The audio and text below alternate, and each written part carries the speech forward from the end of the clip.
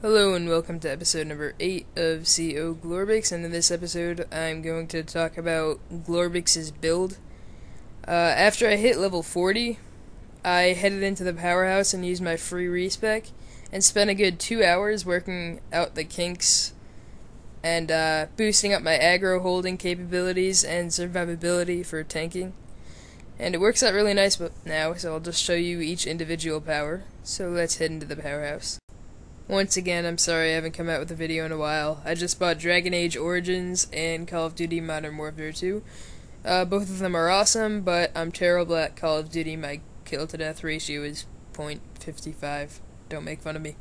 Okay, let's set these guys in the battle station up to Purple Gang, set them to normal difficulty and team size of 1, because there's only one of me.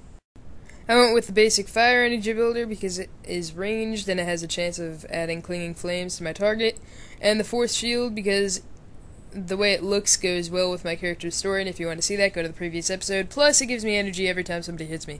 For my slotted passive power, I went with invulnerability, which I don't know the full details on. I just know that it gives me a good defensive buff, and it stacks with constitution and strength, which are my super stats. Fire breath, which is a cone AoE attack, I added the advantage to it that makes it so any enemy it hits automatically has clinging flames added to them, and challenging strikes for holding aggro. Next is Pyre, which is my main AoE attack. It blasts everyone around me for a lot of damage, and if I charge it up all the way, which costs almost all my energy, it leaves this little fire patch on the ground which does damage over time to anyone within it. And I also added challenging strikes to that. Thunderbolt Lunge, which dashes you toward an enemy and does a little bit of damage, but I mainly just got it for the mobility purposes to get around the fight a little bit quicker. I also wanted some sort of power that would pull individual enemies towards me, and as I know of, there's only two choices, Tractor Beam and Iron Lariat, and I went with Tractor Beam because it went better with my character's theme, like an alien-like dude holding this giant ray gun. My main single target damaging attack is Haymaker, which is a charged melee attack, but when you fully charge it, it knocks them back really far since I stack strength and does a lot of damage. Then I needed a taunt, so I grabbed Beatdown and put the advantage on it, Crippling Challenge, which, for those of you who don't know what a taunt is, it basically makes it so the target automatically targets you for a few seconds. Then I've got Beatdown, which is a tap melee attack, and it holds a lot of aggro, so you'll see me using it a lot on boss fights just to make sure they attack me. If you can't figure out what power you need next, I suggest getting Rebirth out of the Supernatural power tree set. It self-reses you without removing a star, and when you're self-resed, you get a short health regeneration buff.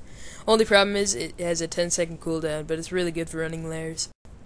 I then wanted some sort of ranged attack, yet I still needed to fit in a self-heal, and the Celestial power set just came out, so I grabbed Celestial Conduit, which is a ranged maintainable power, but if you have no target, or you're targeting an ally, it's a heal, and it works out pretty well. It doesn't heal me for that much, but it's something, and they just fixed Mindful Reinforcement, so I can't use that anymore. Next is Circle of Primal Dominion, which is very overpowered right now. All you have to do is sit in it, and it gives you a health regeneration buff, which is much higher than when I'm casting Celestial Conduit on myself, and gives me a good defensive buff, so I can just sit in that while getting pounded on. And to show you how overpowered it is, I will use the Purple Gang again, set them to hard, and team size of 5. So, that's a big mob over there. Let's see if I can handle it. Yes, perfectly fine. I hate to call out a nerf on my own power, but this has to be nerfed. So bad. Although I'm sure they're going to do it in the next patch, and I can't wait for the Nemesis layer. probably gonna do a video on that. Anywho, I'll just finish up by showing you my travel powers, fireflight, and acrobatics. Okay, that's about it. Thank you for watching episode number 8 of COglorbix.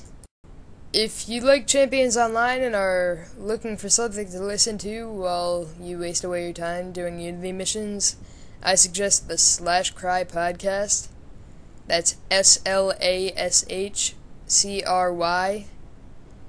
You can find them on www.cry.com. They're an interesting group of friends that record every Wednesday night for about an hour. Anyone is welcome to join their Champions Online chat channel by typing in /channel_join_/cry. You'll see me chatting away whenever I'm on, and that quite a bit. Okay, you can reach me in-game at Doodle5257, and until next time, heroes, goodbye.